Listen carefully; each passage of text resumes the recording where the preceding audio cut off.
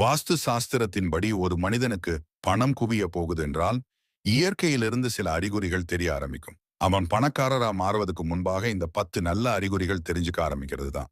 இந்த அறிகுறிகளை ஒருபோதும் அட்டென்ஷன்ல எடுக்காம விட்டுடாதீங்க. ஏன்னா இது உங்க வாழ்க்கையில பெரிய மாற்றமும் சந்தோஷமான முன்னேற்றமும் வரப்போகுதுன்னு சொல்றது. அதே நேரம் மகாலட்சுமியும் உங்க வீடு தேடி வரப்போறாங்கன்னு இந்த அறிகுறிகள் உணர்த்தும். ஒன்றாவது அறிகுறி, கருந்தேனிகள் வர்றது. உங்க வீட்டுக்குள்ள யாரும் எதிர்பார்க்காம கருந்தேனிகள் லைன்ல வந்து சாப்பாடு பொருட்கள் மேல ஏற ஆரம்பிச்சா அதுல பெரிய அர்த்தம் இருக்கு. அது மகாலட்சுமி வீட்டுக்குள்ள வந்துட்டாங்கன்னு அர்த்தம். இது வீட்டில் பணம் வரப்போறதுக்கான நிச்சயமான அறிகுறி. குறிப்பாக வீட்டில் திடீரென கருந்தேனிகள் தோன்றுவது. பெரும்பாலும் இதை பலரும் பயம் கொண்டு பார்ப்பார்கள். ஆனால் இதற்கு பின்னால் ஒரு ஆழமான ஆன்மீக அர்த்தம் உள்ளது. கருந்தேனிகள் என்பது மகாலட்சுமியின் வருகையை குறிக்கும் ஒரு சின்னமாக கருதப்படுகிறது. இது ஏன் நடக்கிறது? உங்கள் வீட்டில் உள்ள ஆழமான நன்மை அலை தேனீகளை ஈர்க்கின்றன. அது வீடு புண்ணியமான இடமாக மாறியுள்ளது என்பதையும் அந்த வீட்டில் வசிப்பவர்கள் கடவுளின் பார்வையில் இருப்பதையும் குறிக்கிறது. குறிப்பாக பசுமை நிறம் அல்லது கருநிற தேனீகள் கூட்டமாக வந்து வீட்டில் சுற்றி கொண்டிருந்தால் அது செல்வ பாக்கியம் வரப்போகும் ஒரு நிச்சயமான அடையாளம் என்று அர்த்தம். இது போன்ற தேனீகளின் வருகை உங்கள் வாழ்க்கையில் ஒரு புதிய திருப்பமாக அமையலாம். இதை நேர்மறையாக ஏற்றுக்கொண்டு நன்றி கூறுங்கள். இது செல்வம் மட்டுமல்ல, ஆனந்தமும் அமைதியும் தரும் ஒரு தெய்வீக சிக்னல். இரண்டாவது அறிகுறி, சங்கு ஒலி கேட்பது. காலையில தூங்கி எழுந்த உடனே சங்கு ஒலி கேட்டா அது வாழ்க்கையில நல்ல மாற்றம் வரப்போறதுக்கான அர்த்தம்.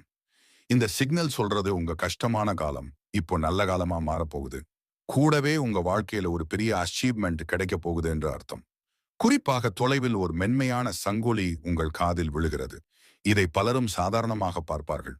ஆனால் இது ஒரு தீர்க்கமான ஆன்மீக சிக்னல். பண்டைய காலங்களில் சங்கம் என்பது தெய்வீக ஒலியாக கருதப்பட்டது. சங்கோலி கேட்பது என்பது ஒரு தூய அலைவரிசையை உருவாக்குகிறது. அந்த அலை உங்கள் மனத்தையும் வீட்டு வளமும் தூய்மையாக்குகிறது. கண் விழிக்கும் அந்த நொடியிலேயே சங்கம் ஒலித்தால் அது தெய்வ ஆசீர்வாதம் உங்கள் மீது நேரடியாக விழுகிறது என்பதற்கான ஒரு அறிகுறி. நீங்கள் முயற்சி செய்யும் காரியங்கள் அனைத்தும் வெற்றி பெறும் என்பதற்கான அறிகுறி. மூன்றாவது அறிகுறி, கையில அரிப்பது. ஜோதிட நம்பிக்கைகள் படி ஆண்களுக்கு வலது கை, பெண்களுக்கு இடது கை அரிப்பு. குறிப்பாக நீங்கள் கவனித்திருக்கிறீர்களா? ஒரு சில நேரங்களில் காரணமின்றி கையில் அரிப்பு ஏற்படுகிறது. இந்த அரிப்பு சும்மா உடல் நிலைக்கு மட்டுமல்ல, சில சமயங்களில் இது ஜோதிட ரீதியான ஒரு குறியாகவும் கருதப்படுகிறது. ஆண்களுக்கு வலது கை அரித்தால் அதாவது அவருக்கு பண வரவு இருக்கலாம், யாராவது பணம் தரலாம் அல்லது ஒரு நல்ல வாய்ப்பு காத்திருக்கிறது என்று அர்த்தம். பெண்களுக்கு இடது கை அரித்தால் அவர்களுக்கும் அதேபோல் பொருளாதார ரீதியான லாபம், புதிய சந்தோஷ செய்தி அல்லது ஆசையுடன் எதிர்பார்த்த விஷயம் நிச்சயம் கிடைக்கும். நான்காவது அறிகுறி, சில்லறை பணம் கிடைப்பது. காலையில வீட்டு வெளியில சில்லறை பணம் கிடைச்சா அது பணம் வரப்போகுதுன்னு அர்த்தம். குறிப்பாக சில்லறை பணத்தை பார்த்த உடனே சிலர் அதை எடுத்து வைத்துக் கொள்வார்கள், சிலர் அதை தவிர்த்து விடுவார்கள். ஆனால் நம் பண்டைய நம்பிக்கைகளில் இதற்கு ஒரு தெய்வீக அர்த்தம் இருக்கிறது.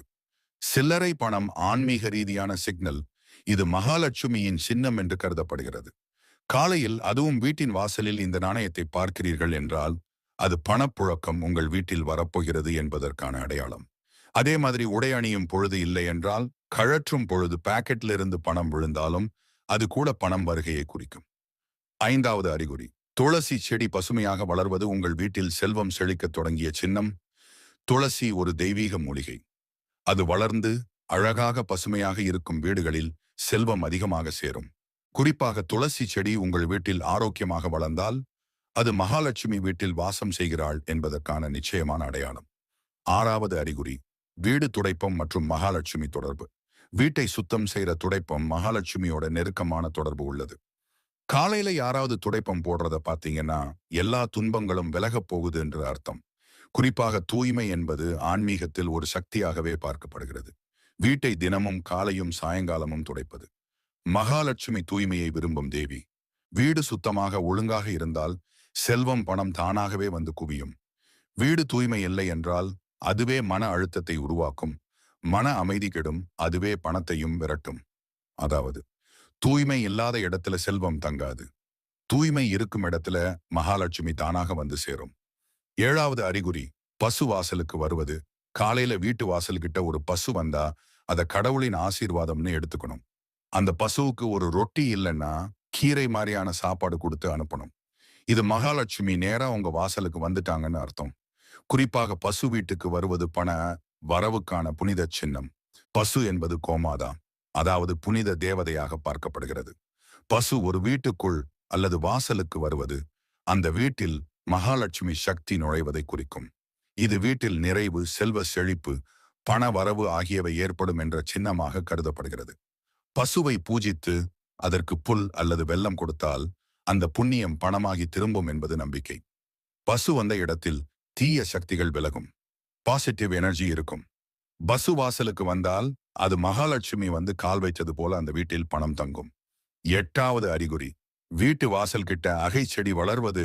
உங்க வீட்டின் வாசலுக்கு வெளியில செடி வளர ஆரம்பிச்சா அது உங்க வாழ்க்கையில பணம் சேரும் நிகழ்ச்சியை குறிக்குது. குறிப்பாக தெய்வீக சக்தியை, பணத்தை ஈர்க்கும் செடி அது வாசல் அருகே இயற்கையாக வளர்ந்தால் அந்த வீடில் செல்வம், நலன், சந்தோஷம் அதிகரிக்கும் என நம்பப்படுகிறது. அகை செடி வளர்வது என்பது மன நிம்மதிக்கும் நிலையான பண வரவுக்கும் அடையாளம்.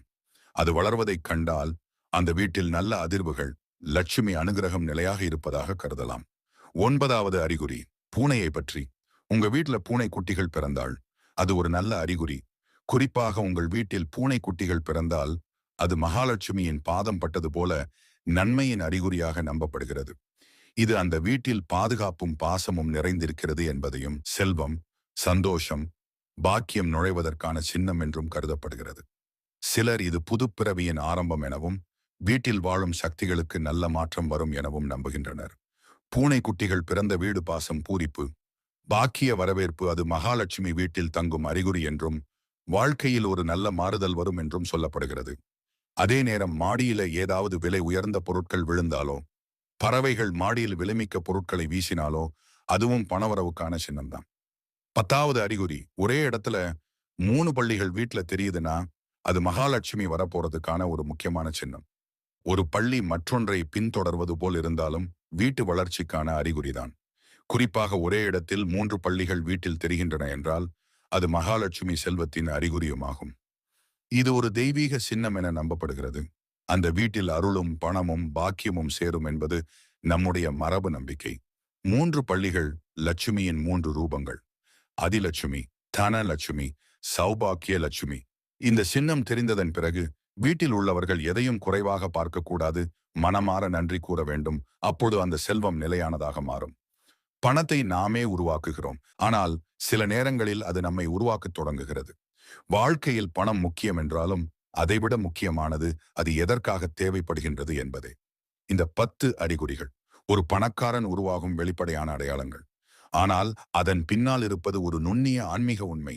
செல்வம் என்பது மனதின் அமைதியால் தான் முழுமை பெறுகிறது. நம்முடைய அறிவால் நாமும் செல்வம் சேர்க்கலாம், ஆனாலும் அந்த செல்வம் பிறருக்கும் பயனுள்ளதாக இருக்க வேண்டும். இல்லையெனில் அது வெறும் சொத்தாகவே நின்றுவிடும். ஆழமான அறிவும் ஆன்மீக நெறியும் சேர்ந்தால்தான் பணம் ஒரு கருவியாக மாறி வாழ்க்கையை உயர்த்தும் ஒரு சக்தியாக இயங்கும். இது உங்களுக்கு புரிந்து இருக்கும் இன்றைக்கு நான் நம்புகிறேன். நன்றி நண்பர்களே. மீண்டும் ஒரு சுவாரஸ்யமான பதிவில் நாம் சந்திப்போம். மறக்காம சப்ஸ்கிரைப் பண்ணுங்க. நன்றி, வணக்கம்.